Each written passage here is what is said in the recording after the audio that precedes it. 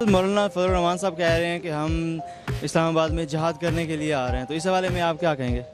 ان کا بیٹا یہاں جہاد تو ایک نام لیا ہوا ہے، جہاد کے نام فروخت کر رہے ہیں۔ مسلمان کا کام ہے جہاد کرنا ہے، جا کے کسی غیر مسلم کے ساتھ جہاد کرنا ہے۔ یہ کوئی پاکستان اسلام آباد کے اندر جہاد ان کا نہیں ہے۔ یہ اصل ہے کہ نواز شریف کے دور میں ان کا ڈیزل پورا تھا، ٹینک ان کا فل تھا۔ اب ڈیزل جو ہے یہ اس نے عمران خان نے ان کا ڈیزل کم کر دیا ہے، جس کی وجہ سے اب ان کا ٹینک جو ہے فل نہیں ہے۔ وہ بھاگ رہے ہیں کہ ہم نے جہاد کر، ٹینک فل ہو گیا تو جہاد ان کا ختم ہو جائے گا۔ بس جہاں تک ان کا جو ہے نا یہ ڈیزل تک ہے۔ باقی کشمیر کے چیئرمین تھے مولانا فضل الرحمان، انہوں نے چیئرمینی کی سیٹ سنبھالی رہی ہے، کام انہوں نے 1 روپیہ کا نہیں کیا ہے۔ کشمیر کی نکاح کو دیکھ لیں کیا حال ہے۔ ابھی جو ہے یہ کشمیر کے حالات سے جو وہ پیدا ہوئے ہیں، یہ نواز شریف اور یہ ان باقی لوگوں کے، ابھی یہ جو ہے اس کو سنبھال رہا ہے، دیکھیں کیا کہتے ہیں، یہ سنبھالے گا یا برباد کرے گا۔ باقی ایک عالم دین ہے، عالم دین کا کام ہے وہ اپنے کام سے کام رکھیں۔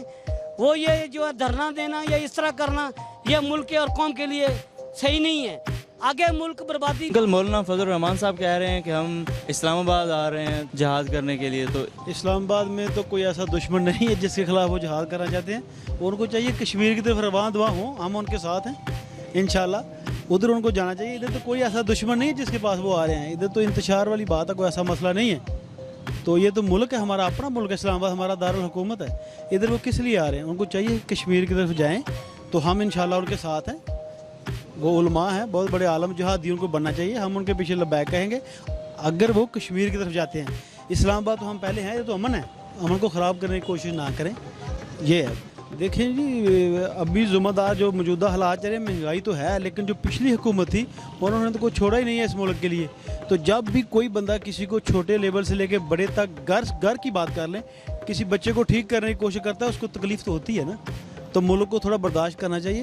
یہ چھوٹی موٹی باتیں ہو رہی ہیں، چھوٹی موٹی تو نہیں، خیر مہنگائی بہت ہے، لیکن اس کا اجالہ انشاءاللہ خان صاحب کر رہے ہیں، ہو جائے گا۔ ہم تو بہتر یہ سمجھتے ہیں کہ جب کسی کو ٹھیک کرو تو تکلیف ہوتی ہے، برداشت کرنا پڑے گی۔ امید ہے کہ نیکسٹ سال انشاءاللہ بہت اچھے حالات اس ملک کے ہو جائیں گے، نظر آ رہے ہیں۔ بین الاقوامی سطح پہ تو پاکستان بہت اچھا جا رہا ہے۔ میں ابھی یہ عمران خان کہہ رہا تھا کہ میں پیٹرول مہنگا نہیں کروں گا، اس نے پیٹرول 120 تک پہنچا دیا ہے۔ یہ عوام کیا سکھ کا سانس لے گی؟ اس کا عوام کا جینا بھی نہیں، کیونکہ انہوں نے اپنی جیبیں بھرنی ہیں، باقی ملک اور قوم کے لیے ان کو کوئی مفاد نہیں ہے۔ یہ میں آپ کو الفین کہتا ہوں۔ باقی میرا یہی ہے ان کے لیے میسج کہ خدا را یہ عوام پر ظلم نہ کریں، یہ باہر نکلیں، باہر آ کے جا کے منڈیوں میں دیکھیں کہ سامان سودا سلف کا کیا بھاؤ ہے۔ یہ اندر بیٹھے ہوئے کہتے ہیں سب یس ہے تو یس ہے، یہاں جائیں پیٹرول دیکھیں مہنگا ہونے سے پہلے دنیا کی چیز مہنگی ہو گئی ہے، کوئی چیز ایسی نہیں جو آپ کو سستی ملے۔ باقی بیٹا یہ ہمارا یہ میسج ہے ان کو، خدا را یہ آپ لوگ آئیں، عوام کا دیکھیں، عوام کا کیا حال ہے۔ کاروبار کا بیڑا گرک ہوا ہوا ہے، کاروبار ایک پیسے کا نہیں ہے۔